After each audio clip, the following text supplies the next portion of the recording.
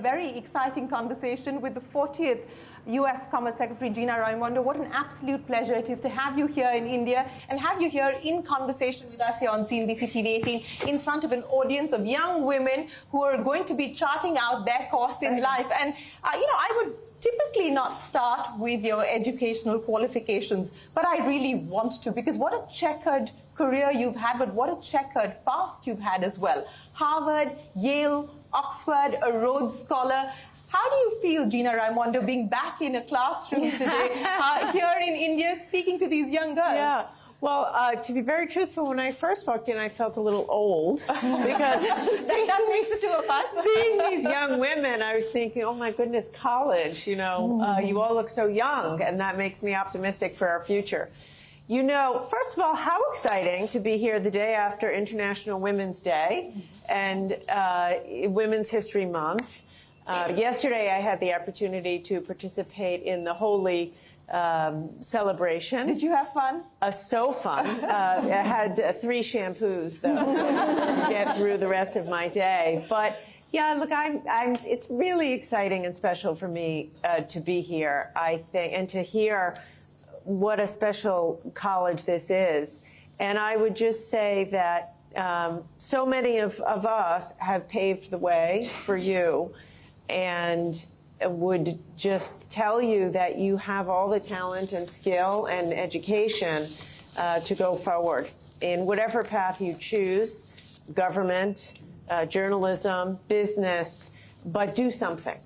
Yeah? Do something. Not for yourselves, but because what you have to contribute to the world needs to be contributed.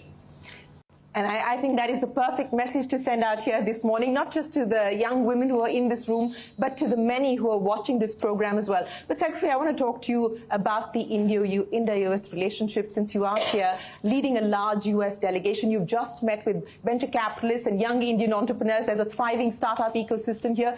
A few weeks ago when that historic Air India Boeing deal was inked, you said that this is a thriving relationship. I want to understand from you, as you sit here in India, what do you believe the future looks like as far as this relationship is concerned? What are you most confident of? What are you most optimistic about? Yeah, well, I should say we are very optimistic overall.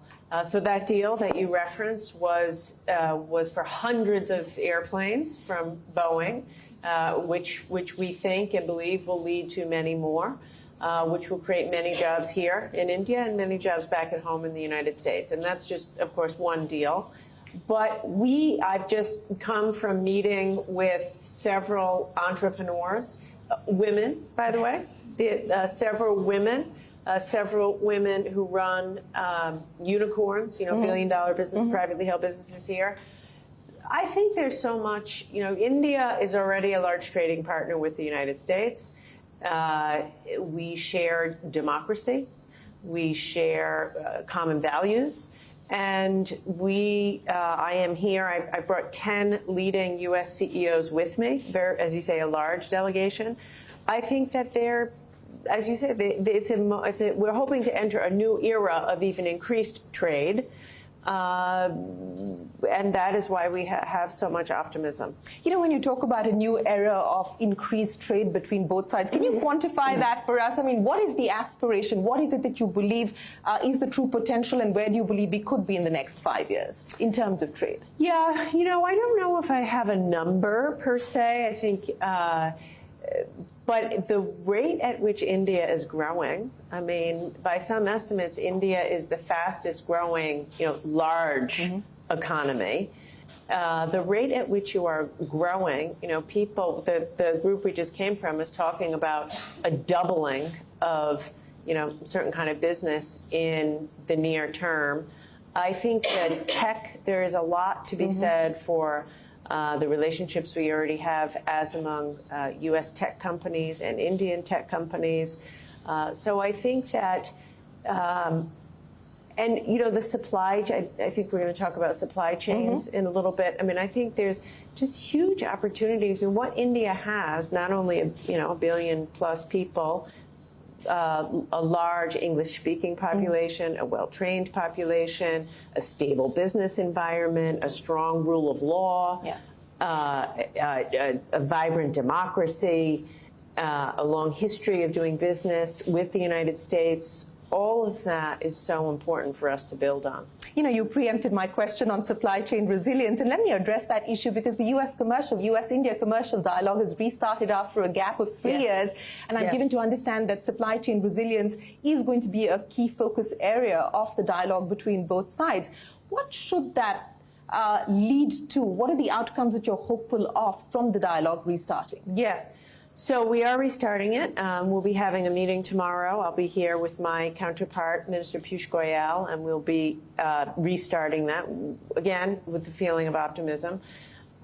Look, I think that COVID really opened the world's eyes to how vulnerable our supply chains were. And supply chains are often too concentrated in a particular geography. And so that leaves you vulnerable to not just COVID, but any kind of a natural disaster, geopolitical tensions, et cetera. And so U.S. companies, many of which I have with me on this visit, are interested to diversify their supply chains. You know, I'll give you a statistic. Last year in the United States, Ford Motor Company, the employees of Ford Motor Company making cars in the U.S. state of Michigan only worked a full week 3 times in the year. Wow. The reason was because they couldn't access enough semiconductors. And nowadays in cars, you know, an electric vehicle, there's over 1,000 semiconductors. They couldn't get the semiconductors even for the windshield wipers. So they couldn't assemble the car.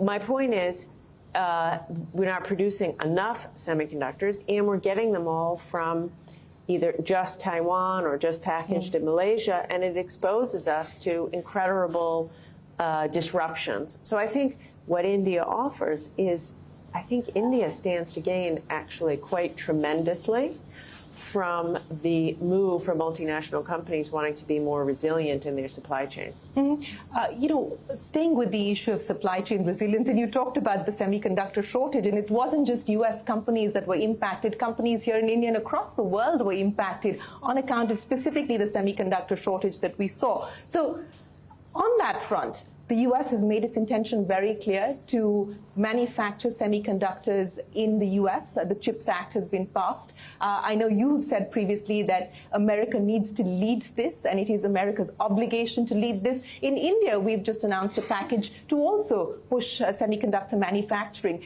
But where do you then see the headroom for potential partnership and collaboration between India and the U.S. when both sides are hoping to manufacture domestically? Yeah, and both can. Both can. Certainly our goal is not to be self-sufficient. You know, so, you know, for example, in semiconductors now, the United States and the world actually is overly dependent on Taiwan. 93% of the world's most advanced semiconductors are produced in Taiwan. That isn't, by no measure is that stable or resilient. Yeah, now, but having said that, we never expect to make all of the semiconductors that in America that we consume. That is not the goal. And in fact, we have, and I have said this many times, a desire to work closely with our allies, including India, as we make this investment. You know, one of the dangers of any kind of industrial policy like this is you don't coordinate with your allies, you compete with your allies, and so there's a race, you know, a subsidy race, and or there's a glut. You know, if Europe is considering a similar subsidy, if we all put our subsidy into the same area, you have a glut of one kind of chip and not enough of another. So the challenge here, which is it's complicated, this is a very complex situation, is, but I think women can think in like 3D, is to work with our allies to create a deep ecosystem in the United States. But also, I think there's jobs to be created in India, you know, and I think also our national security interests in many ways are aligned. And so I think it makes sense that we would work together. And if I can just follow that up with, where is the engagement on this front with the Indian government as far as semiconductors specifically are concerned? Because as you said, it serves our interest from a security standpoint, but at the end of the day, you also don't want to end up in a situation of overcapacity, and that's something that the World Bank, etc., have cautioned countries about. So how do you balance? And it is going to be a fine balance, as you point out. It will be difficult. So I don't want to break any news today that I'm not supposed to. I was hoping. But, I'm working very closely with my counterpart, and tomorrow we'll have the official meetings of the CEO Forum and the Commercial Dialogue, and we've been talking a great deal about semiconductors. And so we will have a formal discussion as between the U.S. government and the government of India around semiconductors. How do we purposefully strategize and plan? For example, India is home to a massive amount of semiconductor design talent. The United States leads the world in semiconductor design. We have a synergy there. Having said that, it's a semiconductor supply chain is incredibly complex, from rare earths, critical minerals, chemicals, silicon, actual manufacturing. So although I am not naive to the complexity, I am optimistic that working with our allies and having this dialogue will accrue to the benefit of both of our countries. Well, you have given us a headline that there is going to be a purposeful dialogue between India and the U.S. specifically on the issue of semiconductors.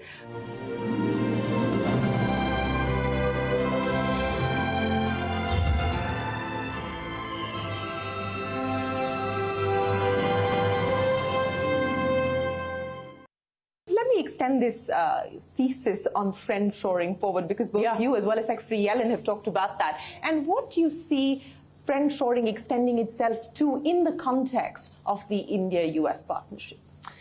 Well, once again, I think U.S. companies, many of whom I have with me, are all going through an analysis of their supply chains to figure out where there's risk. And some companies will find that they are very, very, very heavily dependent on China, for example. And there's a desire for them to diversify. And so I think that India will prove to be an excellent place, for these companies to think about investing. Since you spoke about China specifically, there's a question that's come in from one of our faculty members here at Jesus and Mary College, which focuses on exactly that issue. Dr. Jasmine says, what is the potential for India-US trade given the US's heavy dependence on China for manufactured goods? If you can shed some light on what this could mean as far as India moving up the global value chain and partnering with the US. Yeah. Well, look, I think it's true. Look, China still produces about 30% of global manufacturing production. India's at about 3%. The United States is 15+%. Those numbers speak for themselves. I think there's tremendous headroom for India on growing. And as I said before, you have a large workforce, well-educated, increasingly well-educated. Prime Minister Modi's investments in infrastructure, digitization, digital payments, all provide greater confidence by companies to want to do business here. It's why we come with so much optimism. And again, you cannot overestimate the value of a democracy, a strong, vibrant democracy, rule of law, court system, etc. And so I think that all of that positions India so well as a place for businesses to want to do business. Speaking of India being the place to want to do business, and I'll ask you this in the context of the IPAF, the Indo-Pacific Economic Framework, which you've been championing and leading from the front. You've also previously said that this has been the most successful dialogues that you've had the chance to sort of steer and take forward. What makes it so special? Yeah. So the Indo-Pacific Economic Framework, when President Biden came into office, he said to us on his team, the United States needs to have a proactive economic strategy in the Indo-Pacific. And I'll be very candid, for the 4 or 5 years prior to that, the United States was absent in the Indo-Pacific. You know, I said that yesterday. I had a series of meetings and dinners last night. You know, we haven't shown up. Our private sector, our governments, so we need to do that. And the Indo-Pacific Economic Framework is just that. It is a coalition of 13 countries, and we're so grateful to have India participating, and all the ASEAN countries agreeing to government agreements around supply chains. There's a supply chain pillar, decarbonization and infrastructure, tax and anti-corruption, and digital trade. And we are moving forward at a speed that is kind of unprecedented. I mean, I was with the president. He announced it last year in Japan, in Tokyo.